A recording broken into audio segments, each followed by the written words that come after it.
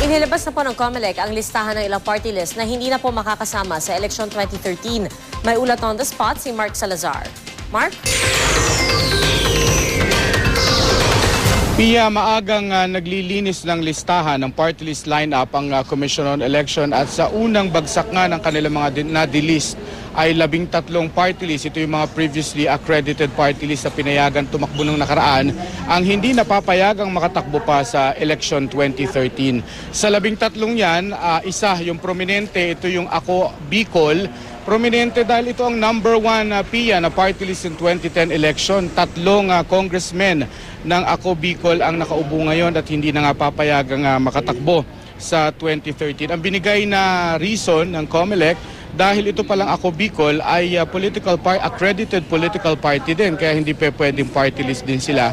At isa pa ay wala daw itong specific sector na nire-represent. Yung Ang Galing Pinoy ni Congressman Mikey Arroyo hindi na talaga nagpa-accredit para sa 2013 election kaya hindi na ito kasama sa kukonsidera. Samantala may 4 na po pa raw na previously accredited party list ang maaari pang mawala sa listahan sa dahilan ding wala rin itong mga partikular na sektor na nire-represent kaya redundant lamang sila sa mga district congressmen.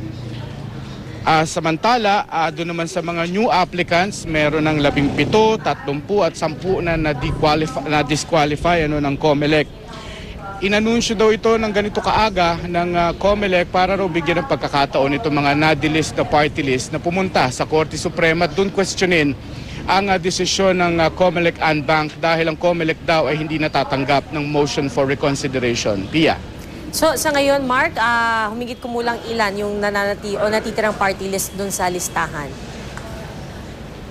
Wala pa tayong nakukuhang eksaktong bilang ng papayagan o yung makakasama sa listahan ng balota sapagkat hindi pa nila nalilinis kaya ayaw pa nilang i-release yung actual number. At ayaw rin nilang ma-preempt dahil baka mamaya malabas ang listahan, mai-broadcast natin, matatanggal din naman eventually. So talagang dinadahan-dahan nila, inuuna muna nila yung na-disqualify. Yung hindi na natin makikita in the future sa listahan sa balota, Pia. Alright. At Mark, linawin ko lang, kailan dapat malaman ng COMELEC or kailan kailangan isumite sa COMELEC yung listahan ng mga kinatawan ng bawat party list?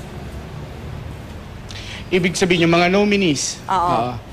Pagkatapos Pia na ma-finalize itong listahan kung sino yung magiging accredited party list talaga na papayagan tumakbo sa 2013 ay papasok naman yung period na dapat ay isubmit nila yung kanilang mga respective nominees para sa kanilang mga party list. Pia.